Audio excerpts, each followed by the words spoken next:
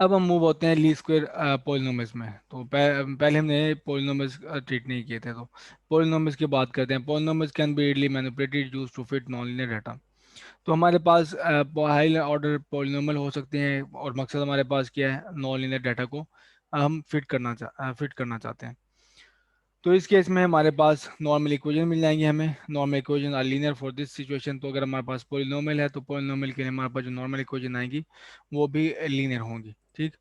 चूंकि हमें previous discussion से पता है कि अगर आपके पास n डिग्री पोलिनोमियल है और capital N number of data points हैं, तो अगर आप इतना क्या स्मॉल n यानी कि जो आप पोलिनोमियल लेते हो जो कि 1 डिग्री कम है डाटा पॉइंट से, ठीक है, डाटा पॉइंट से 1 डिग्री कम है, तो वो जो पोलिनोमियल होगा वो हर पॉइंट से पास करेगा, हर पॉइंट से पास करेगा एग्जैक्टली थ्रू ईच पॉइंट। जैसे कि आप लेते हो आपके पास दो डाटा पॉइंट्स हैं, ठीक है, दो पे डाटा पॉइंट्स है ये। तो इसके मुताबिक n की वैल्यू होगी 2 और ये -1। तो पोलिनोमियल क्या होगा हमारे पास, ऑर्डर 1। तो सिंगल डिग्री पोलिनोमियल जो होगा वो एग्जैक्टली इन दो पॉइंट्स में से गुजरेगा। वो क्या है हमारे पास, वो इक्वेशन बनती है y = mx + c। ये हमारे पास पोलिनोमियल है, सिंगल डिग्री पोलिनोमियल, ठीक है। तो वो सिंगल डिग्री पोलिनोमियल हमारे पास क्या होती है, लाइन होती है। तो लाइन आप देखेंगे इन दोनों पॉइंट्स में से एग्जैक्टली पास करेगी, ये देखेंगे एग्जैक्टली पास करेगी। तो जितने डेटा नंबर ऑफ पॉइंट्स होंगे वो कैपिटल एन है, उतने ही उससे एक नंबर कम अगर आप पोलिनोमियल का लेते हो तो वो पोलिनोमियल हर पॉइंट में से पास करेगा। लेकिन हम ऑब्वियसली हमारे पास हम इतने बड़े पोलिनोमियल को डील नहीं करना चाहेंगे। हम यही चाहेंगे हमेशा कि हमारे पास लो डिग्री पोलिनोमियल हो जो हमारे पास डाटा पॉइंट्स को फिट कर दे, क्योंकि नंबर ऑफ जो पॉइंट्स होंगे हमारे पास वो अक्सर डाटा में बहुत ज़्यादा होते हैं, सैकड़ों होते हैं, मिलियंस होते हैं। तो हम हमारी कोशिश ये होगी कि वो सबसे लोएस्ट डिग्री पोलिनोमियल हमें डाटा को फिट करता है। तो लेट्स से जो हमारा जो प्रिडिक्टिव मॉडल है, पहले तो हमने ये ट्रीट किया था, हमारे पास जो प्रिडिक्टिव मॉडल था वो ये था, ठीक है, ये था। तो y = a + bx मैंने आपको दिखाया था। तो उसमें a और b की वैल्यू फाइंड आउट करनी थी। लेकिन इस केस में हमारे पास जो वो हैं डाटा पॉइंट्स हैं, वो जो इस केस में हमारे पास जो पोलिनोमियल है वो है हायर डिग्री पोलिनोमियल है। तो मैंने यहाँ पे जो कोफिशिएंट शो किए हैं वो a0 a1 a2 and so on up to an। तो ये डिग्रीज हैं पोलिनोमियल की, x² x⁻³ up to x⁻n। तो ये मेरा है मॉडल जिससे मैं डाटा को प्रिडिक्ट करना चाहता हूँ। प्रीवियसली अगेन मैं याद करा दूं, वो था y = a + bx। इस केस में हमारे पास कई सारे ज़्यादा कोफिशिएंट हैं। और पहले हमने क्या चीज़ फाइंड की थी, a और b की वैल्यू फाइंड की थी जो हमें ऑप्टिमम वैल्यू देती है कि जिस पे डाटा की को सही अप्रोक्सीमेट किया जाता है। इस केस में हम फाइंड करेंगे, इंटरेस्टेड है फाइंड करने में, वो एज हैं a0 a1 a2 a3। तो हमने ऑप्टिमम एज फाइंड करने हैं जिसमें हमारे पास जो मॉडल है वो डाटा की सही अप्रोक्सीमेशन बताता है। तो एरर हमारे पास क्या होगा, किसी भी ith डाटा पॉइंट में ith = कैपिटल वाई में एक्चुअल डाटा को यूज़ कर रहा हूँ, स्मॉल वाई में प्रिडिक्शन के लिए यूज़ कर रहा हूँ या अप्रोक्सीमेशन के लिए। तो y i - yi = दिस। तो y ये एक्चुअल डाटा पॉइंट है और ये मेरे पास सामने इसकी कॉरस्पॉन्डिंगली वैल्यूज पोलिनोमियल है, ठीक है, डाटा पॉइंट को जो प्रिडिक्ट करने के लिए। तो एरर फंक्शन मेरे पास क्या होता है, एरर फंक्शन हमारे पास है इन एरर्स के स्क्वायर्स का सम। तो इसके एरर्स का स्क्वायर लिया मैंने, उन सबको सम कर दिया, मेरे पास एरर फंक्शन है जैसे कि प्रीवियसली हमने किया। इसके बाद अगला स्टेप हमारा क्या है, अगला स्टेप है हमने डेरिवेटिव लेना है इन्हीं कोफिशिएंट के कॉरस्पॉन्ड। तो हमने क्योंकि मिनिमाइज करना है, हम देखना चाहते हैं कि अगर मैं इसको स्मॉल इसको वेरी करूं एज को, तो किस वो क्या पॉइंट हो सकता है कि जिस पे वेरिएशन जो है हमारे पास वो एस में वो मिनिमम है with respect to a0 as. तो a0 के रिस्पेक्ट से पहले डेरिवेटिव लिया और इसको किया इक्वेट 0 के, तो हमारे पास इक्वेशन ये आई। फिर दोबारा मैं डेरिवेटिव लिया विद रिस्पेक्ट टू a1। तो a1 के साथ जो कोफिशिएंट साथ मल्टीपल था वो x⁻1 था, तो ये देखिए x⁻1 आ गया नेगेटिव के साथ। इस तरह आप इसको मल्टीप्लाई, अब वो डेरिवेटिव लें कोफिशिएंट ऑफ an, तो आपके पास एग्जैक्टली सेम आ जाएगा और साथ आ जाएगा -xi⁻n। तो ये डेरिवेटिव्स हैं और इनको इक्वेट किया है 0 के, तो हमारे पास यहाँ पे इक्वेशन आ गई हैं। अब इन इक्वेशन को मैंने रीअरेंज करना है। क्या किया मैंने, divide each by -2 and rearrange n+1 equation. तो हमें जो इक्वेशन यहाँ से मिली हैं वो n+1 इक्वेशंस, n+1 इक्वेशंस। तो हमने क्या करना है, -2 से इसको डिवाइड करना है। ठीक है, ये देखो माइनस यहाँ से भी आ रहा है, यहाँ से भी 2 आ रहा है, तो -2 सारा वैनिश हो जाएगा, और ये सारी इक्वेशन इक्वल टू किसके हैं, जीरो के। तो इनको रीअरेंज करना है। तो इन्हीं इक्वेशन को अगर आप -2 से डिवाइड कर दें और रीअरेंज कर लें, रीअरेंज कर लें, तो हमारे पास ये बन जाएगी जो मैंने ब्लैक में शो की है, ये इक्वेशन। अगर मैं आपको एक एग्जांपल दे दूं ये वाली, तो वो कुछ इस तरह से है कि देखिए सम है वाई आई पे, ठीक है, सम है वाई आई पे, और ये साथ मल्टीप्लाई हो रहा है 1।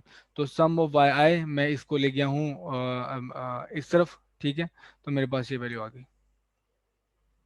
ठीक, और बाकी भी सम की पहली वैल्यू है सम मल्टीप्लाई बाय दिस, ये देखिए ए नॉट आ गया। तो ये अगर आप सम करोगे कांस्टेंट को एन टाइम, तो वो एग्जैक्टली एन ही आता है। फिर दूसरी टर्म हमारे पास ये sum of a one up to on x i, तो एक्स वाई पे सम है। फिर तीसरी टर्म ये मेरे पास ये बनेगी, वो बनेगी A2 XI²। इसी तरह बाकी इक्वेशन में भी जो रीअरेंजमेंट कर लिया। तो इस केस में अगर मैं सिर्फ एक वैल्यू आपको दिखा दूँ, वो ये है, ये वाली, ये वाली मल्टीप्लाई होती है एक्स आई के साथ, और ये बन गया देखें YI XI। और इसी तरह ये YI XN आपको यहाँ नज़र आ रहा है। तो अब अगर ये सारी जो इक्वेशन है जो अब है, तो आपको पता है इसके पीछे सिर्फ डेरिवेटिव है, और डेरिवेटिव के बाद आपको ये सिर्फ दो ही स्टेप्स हैं जो पूरी स्लाइड्स को भर दिए हुए हैं जिसमें। तो अगर हम इनको रीअरेंज कर लें मैट्रिसेस में, तो इनको मैनिपुलेट करना बहुत आसान हो जाएगा। वो किस तरह हम इसको रीअरेंज करेंगे, कि देखें सारी इक्वेशन में जो कॉमन है वो ये पैटर्न है A0 A1 A2 up to AN। ये सेकंड इक्वेशन में भी यही देखें A0 A1 A2 up to AN। सारी इक्वेशन में हमारे पास यही कुछ है। तो मैं A0 A1 A2 और AN को अगर मैं कॉलम मैट्रिक्स में लिख लूँ, ठीक है, ये एक मैट्रिक्स हो और दूसरा मेरे पास ये कॉलम मैट्रिक्स हो, तो A0 A2 और अप टू AN को मैं कॉलम मैट्रिक्स में लिख लूँगा। ये मेरे पास यहाँ पे कोफिशिएंट बन जाएंगे, ठीक है। बाकी जो कोफिशिएंट्स हैं जो इनके मल्टीपल हैं वो ये आ जाएंगे। देख रहे हैं आप कि ये जो हमारे पास जो मल्टीपल था ये n था, तो देखिए पहली एंट्री हमारे पास n हो गई। दूसरा मल्टीपल था साथ ये x है, तो दूसरी एंट्री मेरे पास ये आ गई XI। अच्छा, तीसरा मल्टीपल क्या था, XI² था, तो तीसरी मेरे पास एंट्री ये आ गई, तो अप टू XIN। अच्छा, नेक्स्ट इक्वेशन में आप देखो, नेक्स्ट इक्वेशन स्टार्ट हो रही है एन से नहीं XI से, सम ओवर XI, और जा रही है XIN+1 तक। तो ये देखें सम ऑफ XI और अप टू XIN+1। इसी तरह लास्ट इक्वेशन देखें, वो n से स्टार्ट हो रही है और जा रही है 2n तक, तो इधर भी यही होगा XI⁻n और अप टू X2n। तो इसको अगर आप मल्टीप्लाई करें इस इक्वेशन को मैट्रिक्स रूल के मुताबिक इस कॉलम के साथ, फर्स्ट रो को कॉलम के साथ मल्टीप्लाई करें, एग्जैक्टली आपको ये इक्वेशन मिल जाएगी, ये वाली। तो ये रही बात हमारे पास लेफ्ट हैंड साइड की। राइट हैंड साइड पे देखें, ये मैंने एज इट इज़ जो कॉरस्पॉन्डिंग एंट्रीज हैं, ये सम और वाई आई, सम और वाई आई एक्स आई, और इधर होगा सम और Y I X I power square. तो यहाँ पे भी इस तरह मैंने यहाँ लिख लिया, ये देखिए सम और Y I X I, Y I X I square and so on Y I X I power n। तो यहाँ पे एक और मैं आपको पैटर्न शो करना चाहता हूँ कि ये मैं अगर इस मैट्रिक्स को बी कहूँ और इसको मैं कहूँ AY, ठीक है, तो आपको एक और पैटर्न नजर आता है। वो क्या है कि ए को अगर मैं सेट करूँ, मैट्रिक्स ए को, कि उसकी एंट्रीज पहली जो हमारे पास रो हो 1, दूसरी हमारे पास रो हो वो data point data X1 X2 X3 up to XN, और थर्ड रो हो उन डाटाज के स्क्वायर, ठीक है, X1 square X2 square X3 square. और इसी तरह करते हुए कि हमारे पास जो लास्ट रो है वो XI⁻n हो, X2 पावर n हो, X3 पावर n हो, up to X power capital N, और सुपरस्क्रिप्ट में n हो।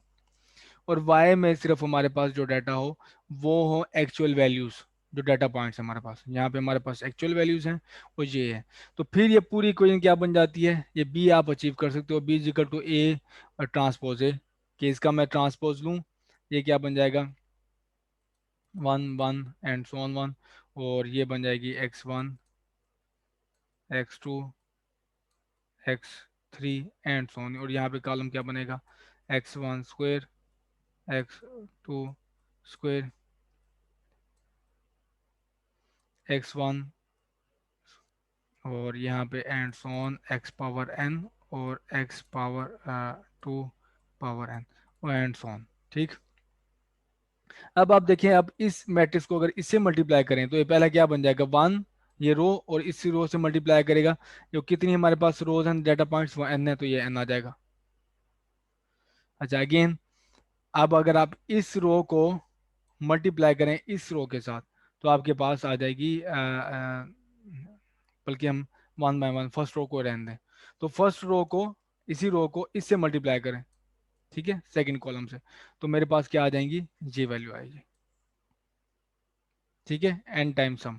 अब अगर आप ये करें, इसी फर्स्ट फर्स्ट रो को इससे मल्टीप्लाई करें इस कॉलम से, तो आपके पास ये आ जाएगा।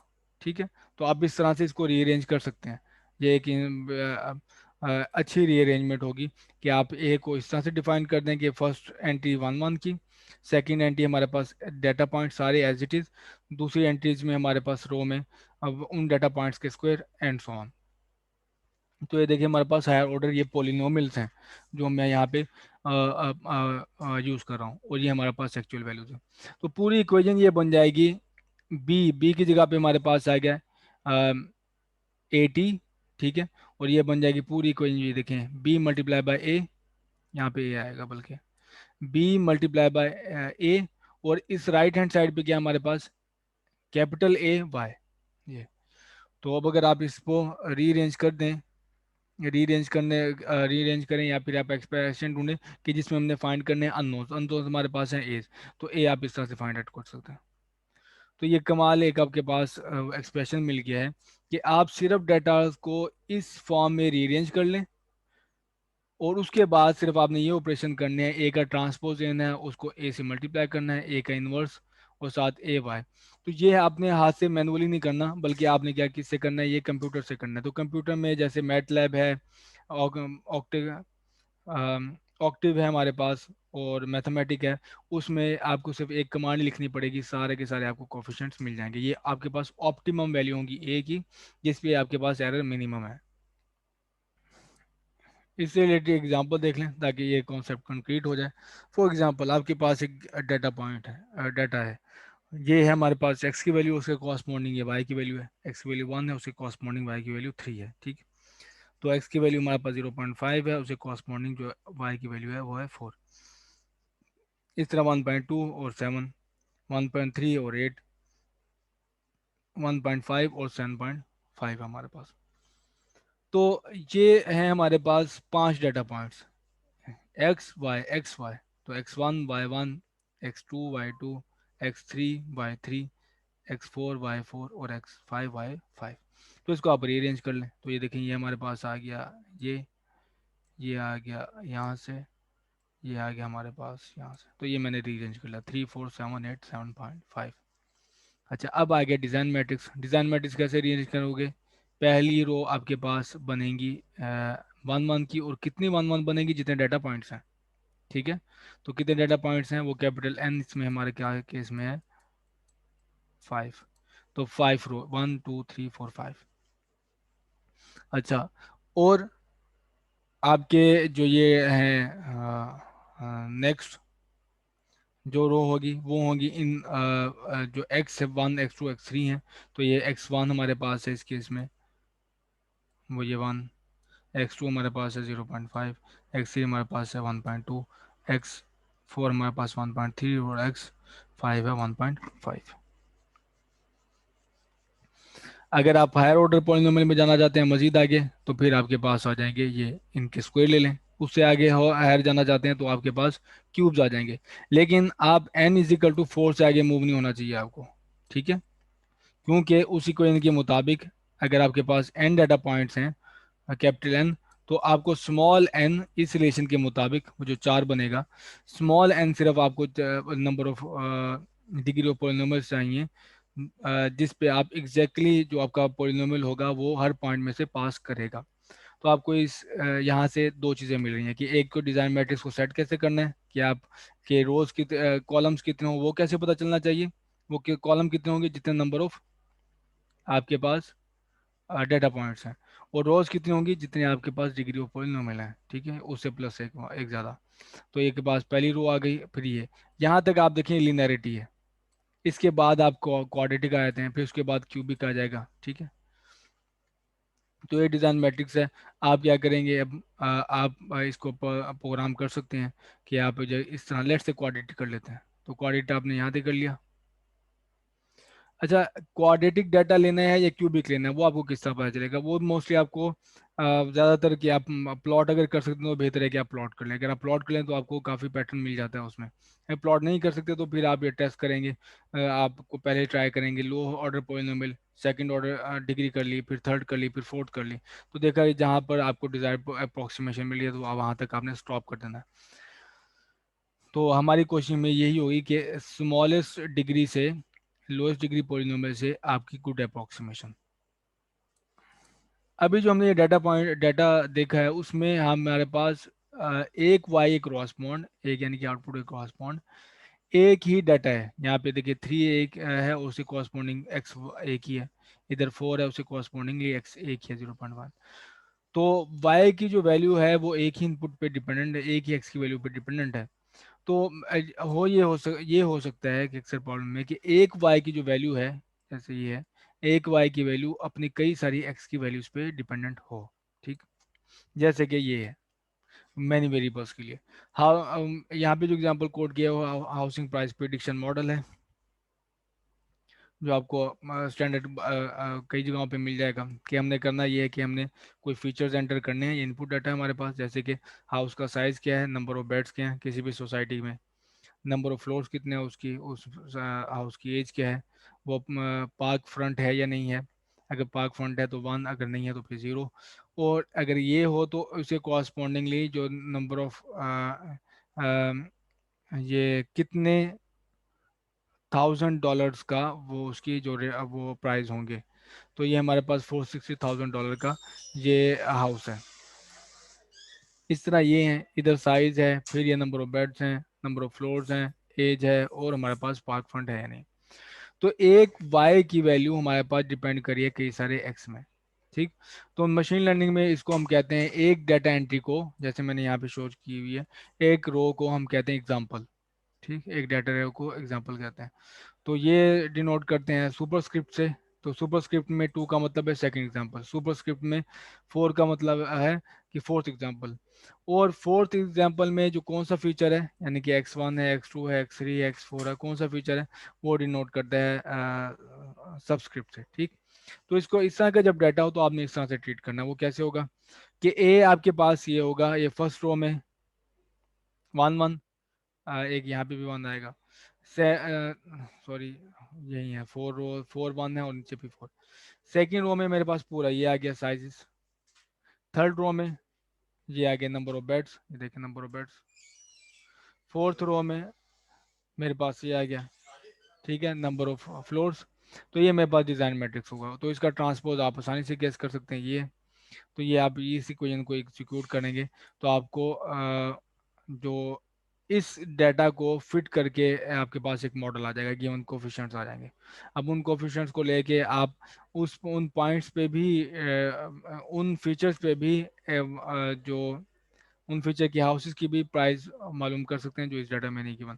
जैसे कि जब मॉडल आपके पास आ गया तो आप कह लें कि मेरे पास अगर 1400 साइज का आपके पास 3 बेड का और 2 नंबर ऑफ फ्लोर्स हों और एज उसकी हो 30 और पार्क फेसिंग हो, तो इसकी प्राइसेस क्या होंगी, तो आपको ये बताएगा, ठीक है। तो लेट्स से बल्कि ये तुम्हारे पास वो एक्स्ट्रापोलेशन हो जाएगी, आप यहाँ पे करें 1600। तो 1600 का 3 बेड्स हों और 2 नंबर ऑफ फ्लोर्स हों और एज 30 हो और पार्क फेसिंग हो, तो उसकी प्राइस आपको ये आसानी से बता देंगे क्योंकि ये इंटरपोलेशन में आता है। एक्चुअली वो मशीन लर्निंग में एक और भी चेक की इसके टेस्ट रखे जाते हैं जिसे हम टेस्ट एरर वगैरह कहते हैं। डाटा को पार्टीशन किया जाता है, तो उस डिटेल में ही जाते हैं, लेकिन कम और बेश हमारे पास जो आइडिया है मशीन लर्निंग के केस में भी आर्टिफिशियल इंटेलिजेंस में यही होता है। तो इस तरह हमारे पास फीचर्स हैं, फीचर की डिपेंड कर रही है एक आउटपुट पे। तो इस तरह इसको अरेंज किया जा सकता है अगर आपके पास डाटा पॉइंट्स इतने ज़्यादा नहीं है। जब डाटा पॉइंट्स इतना ज़्यादा नहीं है तो आप आसानी से एग्जैक्टली एक इक्वेशन से ही कोफिशिएंट फाइंड कर सकते हैं।